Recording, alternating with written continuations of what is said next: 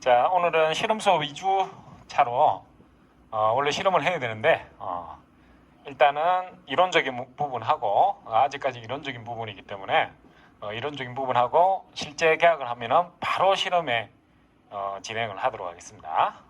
그래서 오늘은 우리가 꼭 식품위생 실험 수업만 관련되는 건 아니고 모든 우리가 이화학적인 부분이든 생물학적인 실험, 이게 우리 농생명 쪽의 실험에 관계되는 기구, 기기 및 그리고 다음 시간 개학하면은 바로 이제 수업을 진행을 해야 되기 때문에 배지에 대해서 오늘 수업을 하도록 하겠습니다. 일단 우리가 실험 기구 및 기기가 있는데 기구와 기기의 차이점이 뭘까? 기구는 말 그대로 구, 그러니까 여기 보면은 1번이 비커, 2번이 삼각 플라스커, 4번이 페트리 디시, 5번이 알코올 램퍼, 6번이 시험관, 그다음 9번이 트랜스포 루퍼 해서 우리가 일명 이제 백금이라고 하는 거, 이런 것들은 보면은 소위 말하는 전기가 안 들어가 있습니다. 그래서 전기가 안 들어가 있는 거는 기구라 그러고, 그다음에 두 번째 보면은 전자저울, 볼텍서, pH 메타, 흑강도, 현미경, 전자현미경, 건조기, 오븐기, 배양기, 그다음에 크림벤치, 우리 일명 무균상자라고 하는 거, 그다음에 원심분리기, 그다음에 PCR 기계, 그다음 전기용동 양치, 이런 것들은 다 전기가 들어갑니다. 전기가. 그래서 전기가 있어야만이 작동을 하는 걸 우리가 기기라고 합니다. 그래서 여기서 기자는 전기기자입니다. 전기기자. 그래서 기구란 거는 전기 없이 그냥 우리가 흔하게 사용할 수 있는 것을 기구라 그러고, 그다음에 기기는 전기로 연결해서 작동을 하는 것을 기기라고 합니다. 그래서 1번은 전자저울 밸런서, 2번은 마그네틱 스틸러 해서 혼합할 때 사용하는 겁니다. 3번은 pH 메타, 4번은 스펙트로포토메타, 일명 흑강도 기계, 그리고 5번은 우리가 실험실에서 특히 미생물 실험 관련 수업에서 가장 많이 사용하는 오토클레버, 그 다음 6번은 건조나 이런 거, 기구나 이런 것들을 건조시킬 때 사용하는 드라이 오븐, 그 다음 7번 미생물이나 이런 것들 세포를 배양할 때 사용하는 일정한 온도를 유지시키는 원래 항온 배양기라 그럽니다. 영어로 해서는 인큐베이터, 그리고 전자현미경, 일명 우리가 전자현미경이라고 그러는데 옛날에는 빛을 비춰가 했기 때문에 강학현미경이라고 합니다. 그래서 지금은 강학원을 전기에 나오는 램프로 사용하기 때문에 전자현미경이라고 하는데, 실제 전자현미경은 우리가 실험실에 보는 이런 전자현미경 말고 고가의 2억짜리, 3억짜리 전자현미경도 있습니다. 트랜스미션의 템이라 해가지고, 또는 스캐닝 모드로 가능한 샘, 이런 전자현미경도 있습니다. 그런 현미경들은 보려면은 우리 학교 공동 실습관에 가면은 있습니다. 그리고 9번은 우리가 이제 특히 미생물이나 세포 배양에 다른 미생물들이 컨타미네이션, 즉 오염이 되면 안 되기 때문에 사용하는 무균 작업대, 일명 크림벤치라고 합니다. 그리고 6번은 센트리피저, 원심 분리기. 요거는 소형 원심 분리기입니다. 소형 원심 분리기. 6, 7, 8이 다 원심 분리기입니다. 원심 분리기. 그다음에 9번은 서머사이클이, 정식 명칭은 서머사이클이라고 합니다. 근데 통상 우리가 간용명으로 PCR 기계라고 합니다. 폴리머라제 체인 리액션, PCR 반응을 시키는 기계라 그래가지고 일명 PCR 기계라 그러고, DNA나 단백질 같은 분자량을 또는 확인할 때 사용하는 전기용동 양치가 되겠습니다. 그래서 일명 이거는 수평형 일렉트로포리시스, 이거는 수직형 일렉트로포리시스라고 합니다. 그래서 수평형은 주로 DNA를 확인할 때 많이 사용을 하고, 수직형은 프로테인을 확인할 때 주로 많이 사용합니다. 근데 요새는 이것도 싹 다 전자 시스템으로 돼가지고 직접 로딩도 하지만은 기계로 로딩을 해서 한꺼번에 96개를 확인하는 기계도 있습니다. 실제 이제 실험 수업 하게 되면은 그 기계를 보여드리겠습니다. 우리 실험실에 있으니까. 다음 이제 미생물에서 중요한 게 우리가 이제 멸균 조작입니다. 멸균 조작. 그래서 첫 번째 소독과 멸균 개념을 일단 알아봐야 됩니다. 지금 한창 코로나 때문에 방역을 한다고 그랬죠, 그죠? 방역의 개념은 소독입니다. 멸균이 아니고. 균을 완전히 죽이는 건 아닙니다. 그래서 균을 완전 죽이려면은 앞서 말했지만은 제로로 만들면 어떻게 된다? 최소한 121도씨에서 15분간 이상은 끓여야 균이 완전히 죽는다. 근데 지금 우리가 방역하는 거 보면 방역 아저씨들이 수고가 많은데 방역 아저씨들이 에탄올을 이렇게 뿌리는 거는 소독 정도의 개념이다. 소독 정도의. 그래서 소독은 병원성 미생물을 죽이거나 반드시 죽이지 못할지라도 그의 병원성을 약화시켜 감염력을 없애는 조작을 소독이라고 합니다. 소독. 멸균은 좋은 놈이다 나쁜 놈이다 모두 다 죽이는 거. 모두 다 죽이는 거. 깡그리 다 죽이는 거. 이걸 멸균, 스테라이제이션에 해서 모든 미생물로 대상을 하면 세균을 완전히 죽일 수 있는 무균 상태로 조작을 하는 걸 멸균이라고 합니다. 그래서 우리가 실험실에서 원칙은 멸균 조작입니다. 완전히 죽이는 거. 왜? 내가 원하는 미생물만 선택해서 실험을 해야 되기 때문에 다른 균들이 자라면 안 되기 때문에 그래서 실험실에서는 대부분 소독이라고 보다는 멸균 조작을 많이 합니다. 멸균 조작. 그러니까 멸균 조작에는 어떤 종류가 있느냐? 일단 하염 멸균, 플라밍 스테라이제이션에서 맨전, 초자 및 금속 등의 멸균을 말합니다. 그게 이제 식품 미생물 실험 수업 해봤죠. 그때 백거미를 살균할 때 불에 직접 달구죠. 그런 것들을 하염 멸균이라고 해요. 하염 멸균. 그다음 건열 멸균. 그 앞에 나왔던 이런 이제 드라이 오븐에서 건조기에서 멸균 시키는 거. 각종 기구류 150도에서 160도 정도 이상 처리를 해서 멸균시키는 방법. 그리고 고압전기 멸균 실험실에서 가장 많이 사용하죠. 뭐 배지를 살균할 때나 어떤 살균할 때 하이프레서 스테라이제이션을 해서 121도씨 15분간 처리를 해서 배지류, 각종 기구류 등을 멸균할 때 사용합니다. 그래서 특히 고압전기 멸균을 그러니까 121도씨 15분이 어떻게 나왔느냐? 이거는 많은 미생물학자들이 실험을 해가지고 이때 하니까 모든 미생물들이 다 죽더라. 그 중에 특히 내열성 세균, 바실루스 스테로소모필리스라는 균이 있습니다. 그 균이 포자를 생성하는데 포자가 살아있어도 어떤 일정한 상태의 영양 상태가 도와주면 다시 발화를 합니다. 그래서 균이 자랍니다. 그 포자까지 다 죽일 수 있는 온도가 이 온도라. 이 온도더라 이겁니다. 그래서 121도씨에서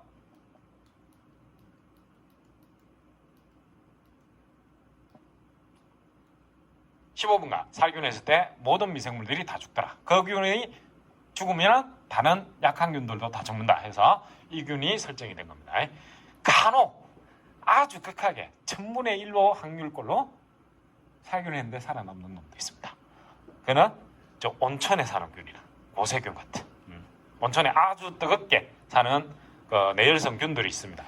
그런 균들 같은 경우 간혹 1000분의 1 확률로 살아남는 경우도 있습니다. 그리고 우리가 지금 간염성 질환이 많은데 그 중에 프리온이라는 바이러스도 아니고 단백질도 아닌 바이러스와 단백질의 합성어인 프리온이라는 전염성 균이 있는데 그 균 같은 경우는 보통 100도씨에서 한 4시간 해도 죽지 않습니다.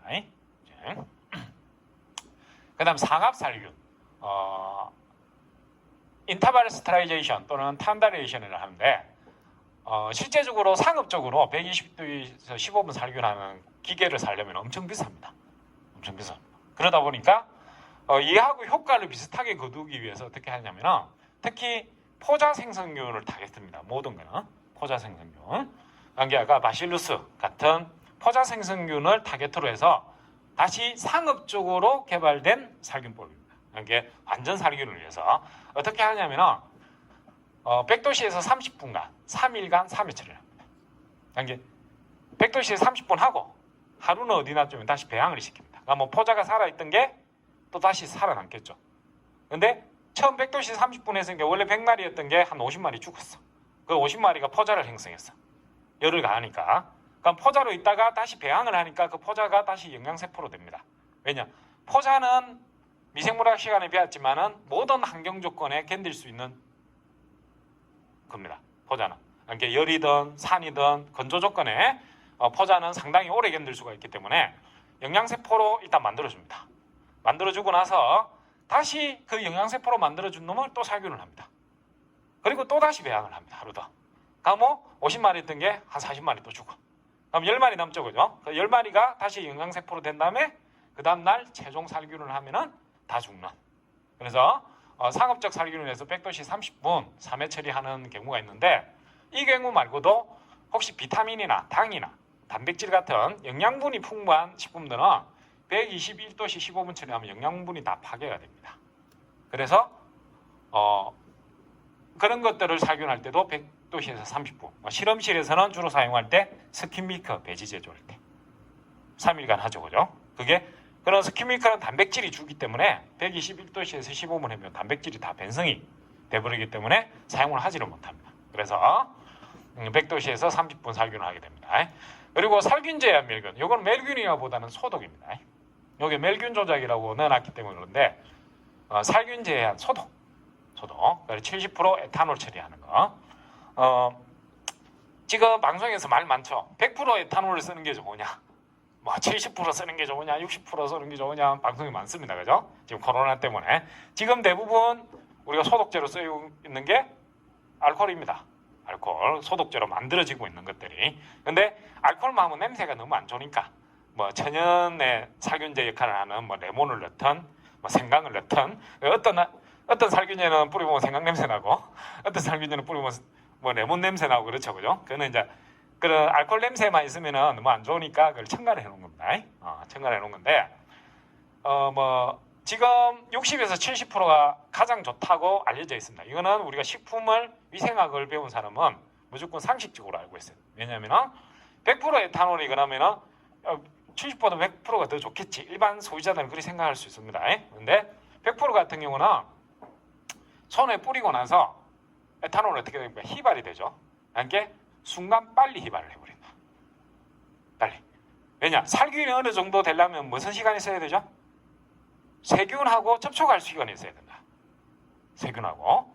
그래서 에탄올의 살균 원리는 미생물이 접촉이 됐을 때 그 단백질을 변성을 시켜가지고 살균 역할을 하는, 소독을 하는 역할을 합니다. 근데 그 변성시킬 수 있을 정도의 시간을 접촉을 시켜줘야 되는데 100% 에탄올을 썼을 때는 뿌리자마자 바로 날아가 버리기 때문에 그 접촉 시간이 짧다는 겁니다. 그래서 30%나 40% 물 정도가 흡수되어 있는 게 그 휘발력도 늦추고 그 미생물하고 접촉할 수 있는 시간을 더 오래 두기 때문에, 즉 화장품으로 치면은 보습 효과가 있어야 이 미생물을 소독을 시킬 수 있다. 그래서 보통 60에서 70%를 사용하는 게 일반적으로 소독력이 가장 좋다고, 이거는 실험에 의해서 증명이 된 겁니다. 그래서 실험실에서도 대부분 어떻게 하면 70% 에탄올로 만들어서 쓰죠. 그죠? 이게 지금 시중에 나와 있는 알코올 베이스 소독제는 대부분 60에서 70% 베이스라고 보면 됩니다. 그런데 이제 실험실에 직접 뿌리니까 빨리 날아가 버리니까 좀 더 오래 머물게 하기 위해서 겔 형태로 이렇게 보습이 오래될 수 있도록 해놓은 겁니다. 자외선 살균, 이것도 살균이라보다는 소독에 가깝습니다. 자외선도. 자외선은 보통 2537 옹고스트로 나노메타를 거치면은 254 나노메타, 254 나노메타 자외선 파장을 주로 많이 사용합니다. 실험실에 보시면은 큰 벤치 안에 실험은 안 할 때 등을 켜놓는데 그게 UV 등입니다. 그게 일종의 실험은 안 할 때는 살균을 하기 위해서 켜놓는 겁니다. 살균을. 그래서 그 파장이 254 나노메타입니다. 근데 깜빡하고 크림벤치 작업할 때 UV 등을 그대로 켜놓고 작업을 한다. 그러면은 1시간 정도 있으면은 햇빛 한 15시간 센 효과하고 똑같습니다. 선텐 효과가. 그 다음에 눈에 안구 건조증 같은 게 걸릴 수 있다.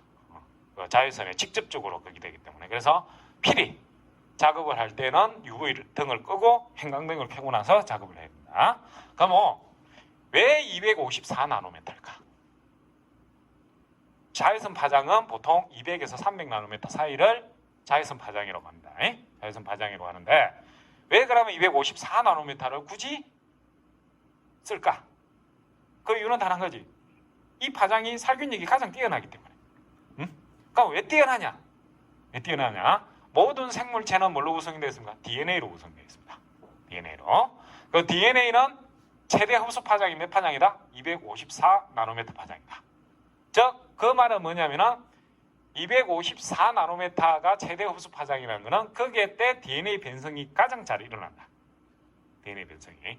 즉 우리가 소독을 하거나 멸균을 하든 미생물을 죽이는 목적은 얘가 제대로 못 살게 하는 목적이죠. 그죠? 그러니까 변성, 단백질을 변성을 시키다. 그러니까 알코올은 소위 말하면 단백질을 변성시키는 거고 자외선은 뭐다? DNA를 변성시키는 거다. DNA를 변성시킴으로써 DNA 복제가 못 일어나서 자가 증식을 원하도록 하는. 그래서 254나노메타가 가장 DNA 흡수 파장이기 때문에 살균력이 가장 뛰어나기 때문에 자외선 살균에서는 254나노메타를 사용을 한다. 그다음 여가제균, 아까 상업적 살균에도 설명을 했지만 비타민이나 당이나 단백질 같은 경우는 열을 가하면 영양분이 파괴가 되죠. 그죠? 그래서 열을 안 가하고 살균을 하기 위해서 사용하는 제균 방법입니다. 그래서 0.2에서 0.45 마이크로미터 필터를 이용해서 제균을 하게 됩니다. 그런데 일반 세균까지는 0.2 마이크로 필터에서 다 걸러집니다. 그런데 바이러스는 안 걸러진다. 바이러스는. 그래서 보통 니트로셀룰로스, 토플렘, 나일론, 멤브레인 같은 것을 사용해서 영양 파괴 우려가 많은 시로, 뭐 단백질이나 혈액, 그다음에 당이 많은 것 또는 비타민이 많이 들어있는 시로. 특히 비타민 C 같은 경우는 100도씨에서 살짝만 열어가도 비타민 C가 50% 감소가 됩니다. 그래서 이런 비타민 U 같은 시료 같은 경우는 여가 제균법을 주로 사용을 한다. 제균법을. 다음은 이제 수업 시간에 사용할 이제 배지 만드는 건데 일단 이제 배지 종류를 알아보도록 하겠습니다. 배지가 뭐냐? 컬처 미디움이라 그러는데 뭐 미생물이든 세포든 이런 것들 배양을 위해서 적당한 영양소를 함유한 액체 또는 고형화시키는. 뭐 적당한 영양소라는 거는 미생물이든 세포든 살아남기 위해서는 뭐가 필요하다? 에너지 대사를 해야 된다. 그러니까 우리 사람도 삼시세끼 밥을 먹듯이 미생물이나 세포도 먹을 게 있어야 되겠죠. 그죠? 그래서 똑같습니다. 기본 백베이스는 탄소원, 질소원, 무기질입니다. 그리고 물, 수분. 그래서 배지의 재료에 보면 배지 중에 필요 성분은 미생물 종류에 따라 다르나 필수적으로는 탄소원, 질소원, 무기, 염류, 여기 미네랄 같은 거, 그다음 물이 필수적으로 넣어야 된다. 그리고 각종 그로스 팩터, 뭐 바시러스 특이균주 같은 경우는 비오틴이라는 비타민을 요구하는 경우도 있습니다. 살아남기 위해서. 그래서 이런 그로스 팩터 물질도 첨가를 해주게 됩니다. 그래서 이런 것들이 배지 재료가 될 수 있다. 배지 재료가. 뭐 상용적으로 대부분 많이 사용되고 있는 배지를 보면 밋 인푸션 익스트랙트라 해서 이게 소위 말하는 소고기든 돼지고기든 이 분말에서 추출한. 그럼 여기에는 단백질원이 풍부하겠죠. 단백질원이나. 그래서 소나 물고기 살에서 추출한 것을 육수 또는 육조를 하여 이것을 농축시킨 것을 밋 익스트랙트를 한다. 우리 실험실에서는 이 배지를 브레인 하트 인푸션 배지라고 해서 이 밋 익스트랙터 베이스 배지입니다. 그래서 가용성 단백, 탄수화물 각종 그로스펙타, 비타민, 염류 등이 함유되어 있다. 그다음 이제 펩톤. 펩톤은 동물의 근육, 간, 우유 단백 또는 젤라틴, 콩단백, 트립신, 펩신, 파파인 같은 이게 뭐죠? 단백질 분해 요소죠, 그죠? 단백질 분해 요소로 효소 처리하여 가수분해서 건조해서 만든. 그래서 콩단백을 트립신으로 처리를 해서 만든 배지가 TSA, 우리 실험실에 많이 사용하는 트리픽소이 브루스 또는 아가 배지라고 보시면 됩니다. 그 외에 이제 아미노산이나 설터 같은 것들을 추가를 해서 만든 겁니다. 그다음 이스트 익스트랙터, 효모에는 각종 비타민이 풍부히 함유되어 있기 때문에 우리가 미네랄 공고, 그 다음에 이스트도 역시 마찬가지로 한 30%가 단백질입니다. 단백질. 그래서 아미노산이 함유된 배지입니다. 그래서 이거는 우리가 합성 배지를 만들 때 이스트 익스트랙트를 첨가해 주죠. 그죠? 그래서 식빵 효모나 맥주 효모를 자가 융화시킨 것을 분말해서 또는 만든 배지를 이스트 익스트랙트라고 합니다. 물, 배지를 만들 때 정류수나 용교환 수지의 순수한 물을 사용한다. 물은 모든 생물체의 화학 반응에 뭐다? 버퍼로 사용을 한다. 그래서 생체 내에도 65에서 70% 정도 물이 있어야 되죠. 미생물도 마찬가지로 생육을 위해서는 화학 반응을 하는 버퍼의 물이 있어야 돼. 70% 정도 물이 함유되어 있어야 됩니다. 물이. 그리고 첨가물, 세균의 발육을 촉진시키나 선택적으로 특정균만을 발육시킬 때 첨가하는 거. 이게 이제 우리 위생 실험 때는 이 첨가물을 상당히 많이 사용하는 겁니다. 왜냐? 살모넬라만 좀 빨리 키우기 위해서, 또는 비보리움만 빨리 키우기 위해서, 또는 바실루스만 빨리 키우기 위해서 해서 이런 첨가물을 넣어서 이럴 때는 항생제도 넣는 경우도 있고 또는 다른 것들을 넣는 경우도 있습니다. 그래서 이런 첨가물을 넣는 거, 그리고 혈액, 혈청, 혈창배지, 항물질, 삼투압 조정, 또는 세균의 생산 감별, 특히 식중독균은 요게 대부분이라고 봅니다. 배지가 살모넬라를 어떻게 빨리 감별할 것인가, 또는 비브리오균을 어떻게 빨리 감별할 것인가. 그래서 생산, 감별, 선택 배지를 식중독 검사에서는 많이 사용합니다. 이거는 교수님이 임의로 사용하는 게 아니고 전 세계에 공통적으로 알려져 있는 배지들이 있습니다. 우리 식품공년에도 등재되어 있는 배지가 있고 그 배지 위주로 실험을 할 겁니다. 한천은 잘 알다시피 묵가사리에서 추출한 건데 고형 재료입니다. 이는 영양분은 없습니다. 단지 하기 위해서만 단단하게 젤리 형태로 단단하게 만들어주기 위해서만 넣는 걸 우리가 한천, 아가라고 합니다. 그래서 미생물은 한천을 영양분으로 이용하지 않으며 정유수의 1에서 1.5% 정도 되게 첨가를 한다. 배지 조제 과정입니다. 배지 조제. 이 식품 미생물 실험 때 해봤기 때문에 우리가 대면자 강의를 하게 되면 바로 실험 수업에 들어가기 때문에 요거는 실험실에서 미리 만들어 놓겠습니다. 그 다음 주차부터는 각 조 돌아가면서부터, 그래서 살모넬라 검출 배지다. 그러면은 살모넬라 검출 배지는 그 해당되는 조가 남아서 배지를 만들어 놓고 수업을 종료합니다. 수업을. 그런데 첫 수업에 쓰는 배지는 일단 실험실에서 만들어 놓을 테니까 첫 수업 때는 뭐만 하고 오면 되냐면은 가운하고 그다음 메인펜 이런 것들만 챙겨오시면 됩니다. 챙겨오시면. 그래서 배지 만드는 과정은 배지 성분을 일단 준비를 합니다. 그리고 메서실린더, 삼각 플러스 거, 그리고 배지 성분을 정확하게 청량한 다음에 아가를 넣고, 고형 배지를 만든다 치면은 아가를 넣고 이렇게 살균전에 이렇게 그다음에 고압 멸균기로 의해서 121도씨에서 15분 살균을 한 다음에 아가가 녹은 형태입니다. 녹은 형태에서 크림벤치 안에서 이런 식으로 배지를 만들어서 팽판 배지를 만듭니다. 그래서 요거까지는 다음 주 수업할 거는 실험실에서 만들어 놓겠습니다. 그 다음부터는 또 각자 조에서 그 다음 주 실험할 배지들을 만들어야 됩니다. 다음 이제 배지의 종류에는 뭐가 있느냐? 배지의 종류에 일단 물리적 성상. 이게 물리적 성상은 간단합니다. 고체냐 액체냐. 고체냐 액체냐. 그 다음에 화학적 조성. 이게 배지를 만드는 데 있어서 주로 어떤 성분으로 가지고 만들었냐. 이게 천연 성분으로 만들었느냐, 합성 성분으로 만들었냐. 그 다음에 사용 목적에 따라 배지를 분류할 수 있습니다. 그래서 물리적 성상에 따라 보면 첫 번째 액체 배지, 리퀴드 미디움에서 또는 브리온 또는 브루스라 그럽니다. 브루스. 그래서 미생물의 생산 검사 정식 대사산물 목적으로 쓰인다. 아가를 첨가하지 않는다. 그리고 고형 배지, 소디움 미디움이라 해서 배지에 한천계란, 혈청 등을 첨가하여 고형화시킨 것. 특히 한천을 첨가해야 되죠. 첫 번째 팽판 배지, 우리가 실험실에서 가장 흔하게 사용하는 배지. 팽판 배지, 아가 플레이트 또는 플레이트 미디움이라고 합니다. 배터리 디시에 일정량을 부어서 아가를 한 1.5에서 1.7% 정도 넣어서 고형화시킨 것.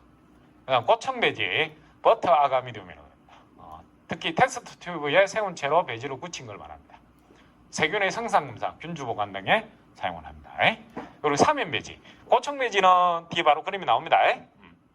고청 배지는 깊다고 생각하면 됩니다. 딥 배지라고도 합니다.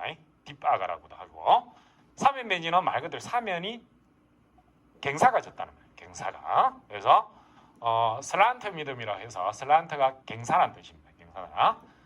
테스트 배지에 사면이 되도록 굳히게 한 것으로 세균의 정식 보존 등에 사용을 합니다. 물론 감별에도 사용합니다. 그런데 실제 미생물학 시간에는 팽판 배지나 액체 배지만 많이 사용을 했을 겁니다. 그런데 위생 실험에서는 고청 배지, 사면 배지 다 사용을 합니다. 한 번씩은 다 실험 때 만들어 볼 겁니다. 그리고 반사면 배지, 고청부의 3분의 1 정도만, 이게 3면은 아주 경사도를 조금 낮게 해놓은 거고, 반사면 배지는 경사도를 급격하게, 그러니까 뒷배지하고 사면 배지 중간쯤 도는 기울기라고 생각을 하시면 됩니다. 그 다음 반유동 배지라 해서 아가를 0.3에서 0.75% 정도 넣은 배지를 말합니다. 이거는 미생물의 운동성 테스트를 할 때 이 배지를 사용한다. 이 배지를. 그 다음에 이제 화학적 조성에 의한 종류로는 천연 배지, 내추럴 미디엄이 있습니다. 성분이 및 익스트랙터, 패턴 등의 천연 물질로 되어 있는 배지, 뉴트런트 브로스가 대표적입니다. 합성 배지는 성분이 화학적으로 확실한 물질로 만든 배지 미생물의 생학적 성상 검사, 균체 성분, 대사 연구 등을 위해서 특이적으로 넣는 겁니다. 특히 우리 식중독 감별에는 이 합성 배지를 많이 사용합니다. 다른 화학적 첨가들을 많이 넣기 때문에, 뭐 항생제가 됐든 또는 자일로 저당이 됐든 이런 것들을 첨가를 많이 하기 때문에 합성 배지를 많이 사용을 합니다. 그 다음에 사용 목적은 정식, 분리, 선택, 확인, 수송 배지가 있습니다. 정식은 말 그대로 미생물 정식시키기 위해서 우리가 흔히 사용하는 배지. 그래서 여러 종류의 적당한 영양소를 함유한 배지로서 균종의 선택성은 없다. 그래서 뉴트런트 미디엄, 패턴 미디엄, 트리카제 소이 미디엄, 트리픽 소이 브로스 아가 우리 실험실에 쓰는 그 배지라고 생각하시면 됩니다. 분리 배지. 2종 이상의 미생물이 섞여 있을 때 주로 분리하는 배지. 혈액 한천 배지든, 그 다음에 정숙 정균 배지와 분리 배지를 같이 사용하는 경우도 있습니다. 같이. 선택 배지, 셀렉티브 미디엄이라서 목적 위의 미생물을 억제하고 목적하는 균과 그 외의 균과의 생학적 성상 차이를 이용해 제조된 배지. 메콩키 아가 배지. 메콩키 아가 배지는 대표적으로 대장균을 검출하는 배지입니다. 대장균은. 그래서 우리 식중독 검사에는 주로 뭘 많이 사용한다? 3번, 4번을 많이 사용한다. 선택 배지하고 확인 감별 배지를 많이 사용한다. 물론 첫 번째는 정식을 시켜야 되겠죠. 그래서 정식 보관 배지, 분리 배지도 사용을 합니다. 분리 배지 사용하고 최종적으로 이게 살모넬라인지 리스테리아인지 이런 걸 하기 위해서는 어디서 해야 된다?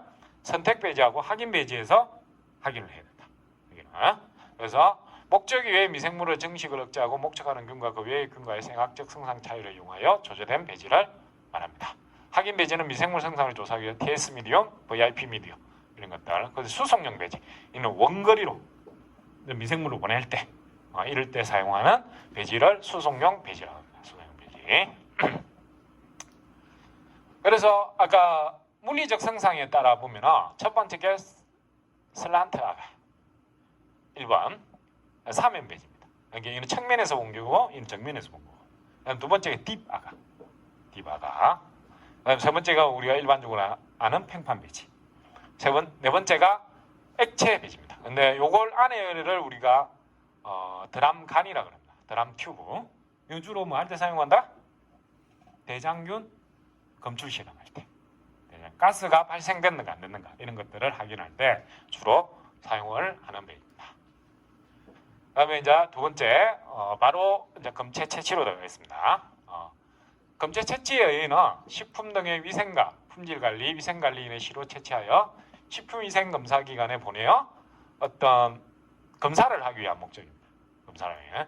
그래서 시로 채취, 취급, 시험 및 행정 조치 등이 반드시 일관성을 유지해야 된다. 왜냐?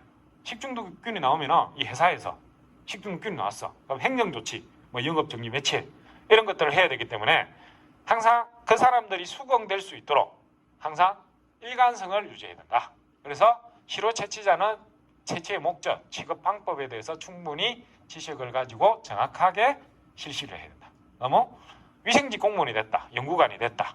그러면 이런 업무를 담당합니다. 그럴 때 내 마음대로 채취하면 안 돼. 내 마음대로. 그러면 그 기업에서 크레임을 걸겠죠. 딴지를 걸겠지, 그지? 그래서 항상 식품공급법이나 법에 준하여 모든 걸 다 실행을 해야 된다. 왜? 검체 채취 시 유의 사항이 있습니다. 첫 번째는 검체가 검사 대상물을 대표하는 것이 되도록 채취를 한다. 그러니까 제품이 한 100개가 있어. 근데 이게 모양이 예쁘다고 이게 내 마음대로 채취하면 안 돼. 채취하면 안 되고 랜덤하게 그 100개의 제품을 대표할 수 있도록 검체 채취를 해야 된다. 그리고 이제 검체 채취의 검사 대상물의 종류, 상태, 전체 수량, 균질 여부, 채취 방법 등을 고려하여 검체량은 검사의 성격, 이게 대장균 검사만 할 건지 또는 일반 세균 검사, 다른 식중독 검사 또는 이물질 검사까지 할 건지 이런 목적에 따라 채취량은 틀려진다.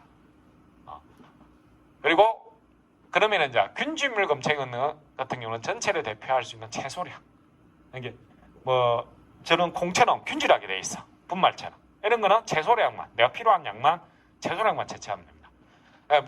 불균질 검체 같은 경우는 채취량을 늘려 다량의 시료를 검체한다. 이게 혹시 에러가 날 수 있기 때문에 다량의 시료를 채취하는 게 원칙입니다. 그 다음에 동일 검체의 시료는 식별 표시별로 번호를 붙여 검체를 채취한다. 그 다음에 여러 공장의 제품 수지. 이게 한 번 나가고 이 공장 갔다 저 공장 갔다 할 수도 있잖아요. 그죠? 그때는 항상 혼합 검체를 만들어 하나의 검체로 구성을 한다. 그리고 일체 단속기간 중 검체의 채취, 현장에서 간능 검사, 선별 검사를 한다. 그리고 식품에 의한 전염병의 유행이나 식중독 발생기 검체 채취, 세균학적 검사를 할 때는 되도록 많은 검체를 채취를 한다. 검체. 그다음에 통조림 및 식품 및 병 또는 기타 용기와 포장에 들어있는 식품 검체는 최저 검사 단위로 원칙한다. 그러니까 통조림은 뭐 두세 개, 뭐 이런 식으로. 그래서 채취 방법은 여러 가지가 있는데 여기에 따라 검체를 채취해서 실험을 해야 됩니다. 첫 번째, 검체가 균질한 상태일 때는 불균질한 상태보다는 적게 검체를 해야 된다. 그런데 미생물학적 검사, 검체 채취는 잘 섞어서 채취를 해야 됩니다. 그래서 균질화되지 않았을 때 검체 채취를 하면 됩니다. 특히 액체 같은 경우, 예를 들어서 우유 한 병에 180ml짜리 검체 1ml를 취하여 대장균 검사를 할 때 90개의 대장균이 들어있어도 검출되지 않을 확률이 약 60%가 넘는다. 여기 대장균은 들어있어, 우유에. 근데 1ml만 채취를 했을 때는 뭐다? 60%가 안 나올 확률이 높다는 거예요. 그래서 어떻게? 최대한 잘 흔들어서 균질화 시킨 다음에 최소 10ml 이상 채취를 해서 검사를 해야 이런 에러를 줄일 수가 있다. 이런 에러를.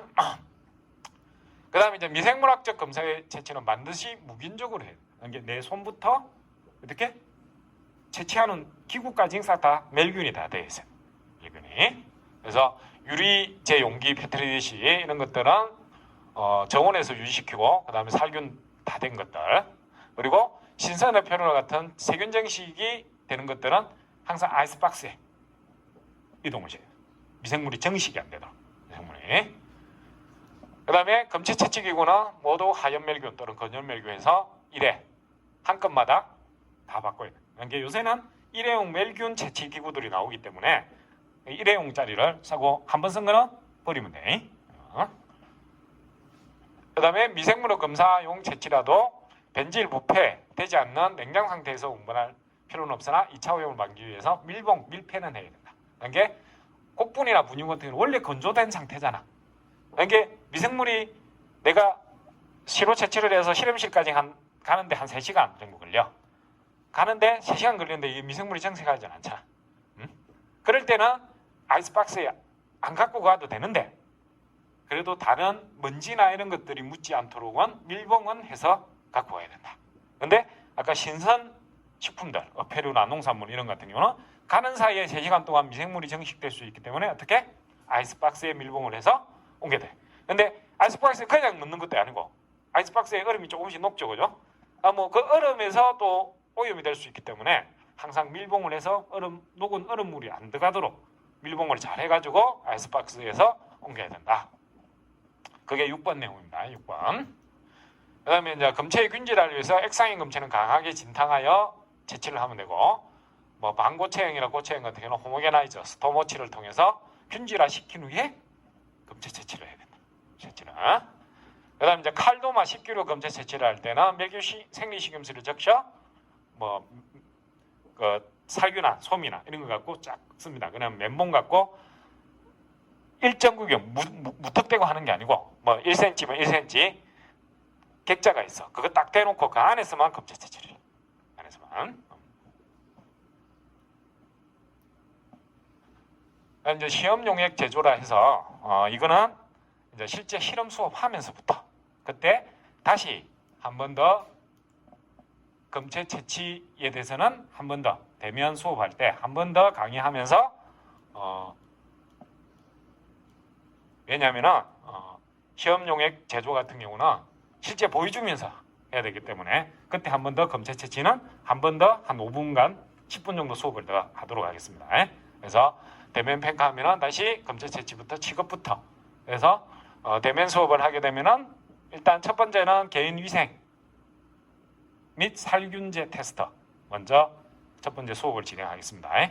그리고 그 다음 주부터는 수업을 할 때 김밥 시료 가지고 주로 수업을 진행을 합니다. 그래서 이제 조장이 뽑히면은 조장이 김밥 시료를 항상 준비를 하도록 오늘은 여기까지 하고 다음 시간에는 원래 2주간 지금 비대면 수업이기 때문에 지금 한창 그거 하고 있는 바이러스에 대해서 간단 보충 수업 하도록 하겠습니다.